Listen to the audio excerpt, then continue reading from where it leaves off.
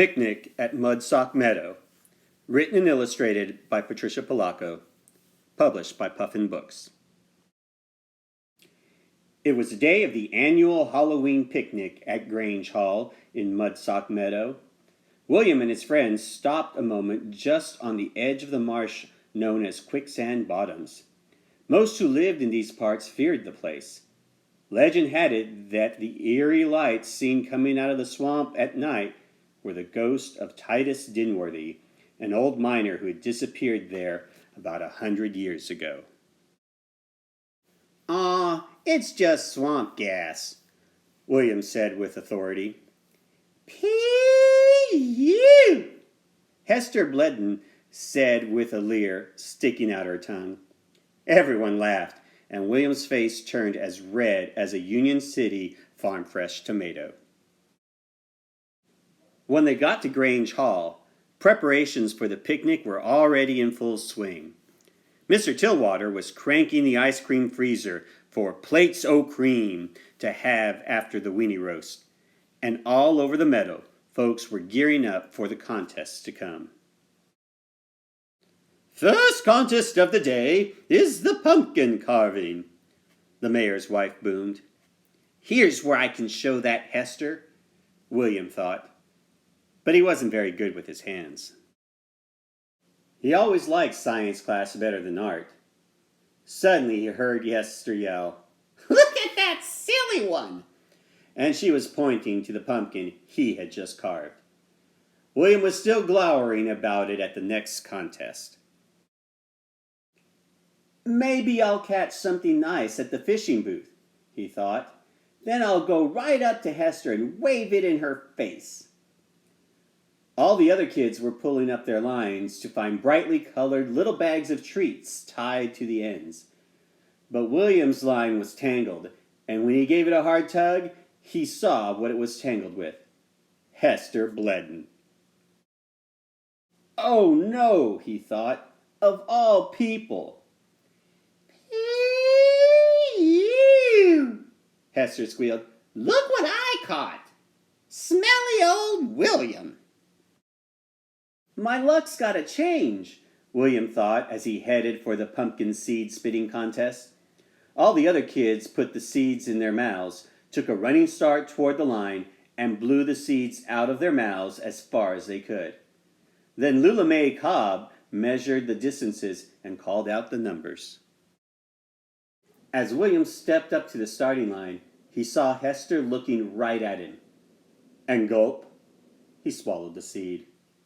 "You're disqualified, William," Lula Mae guffawed.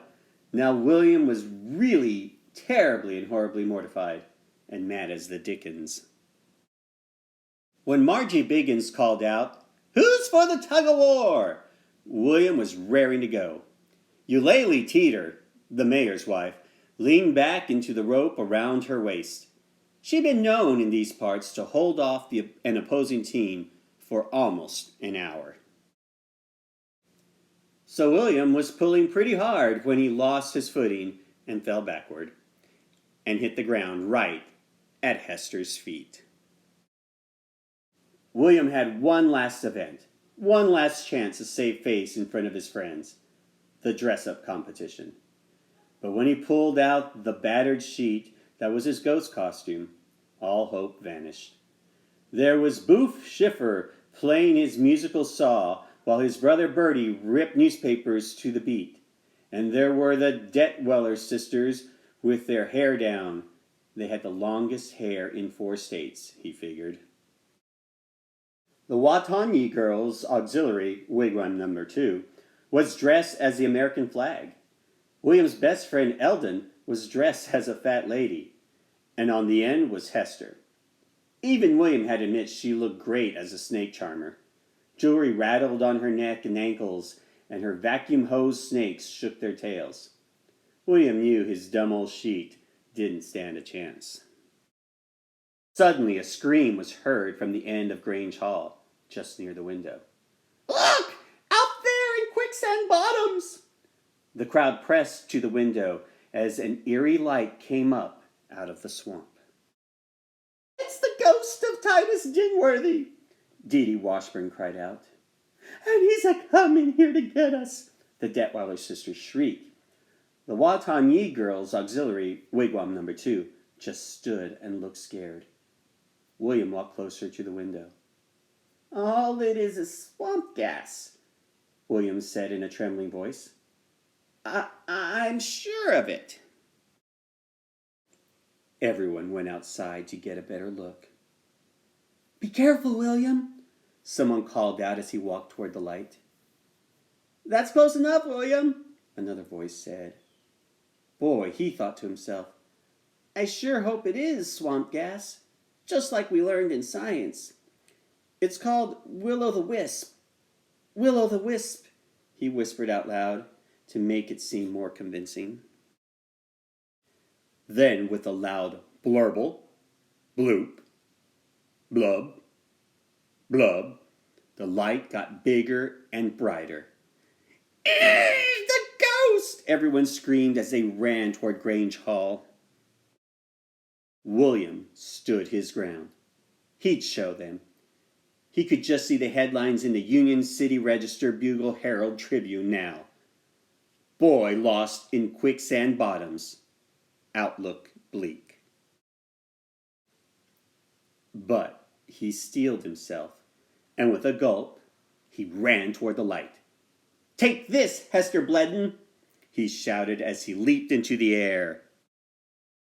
Kaplap! He went as he landed in the slimy, gooey, glowing gas, mud, and swamp water. Then suddenly the light was gone, and so was William. "Ooh! Ah!" the crowd intoned as the wet, slimy, muddy boy climbed out of the bog, unhurt and no worse for wear, but glowing eerily. This was a Halloween that would go down in the annals of Mudsock Meadow. Not only had William shown uncommon bravery, but he had stopped, once and for all, the talk about quicksand bottoms. The will-o'-the-wisp was no longer feared. As for the dress-up competition, William won it hands down. "The finest swamp monster I've ever seen," Mayor Teeter exclaimed. And Hester? Well, she finally changed her tune. "My hero," she cooed, and she and William shared a Play-Doh cream.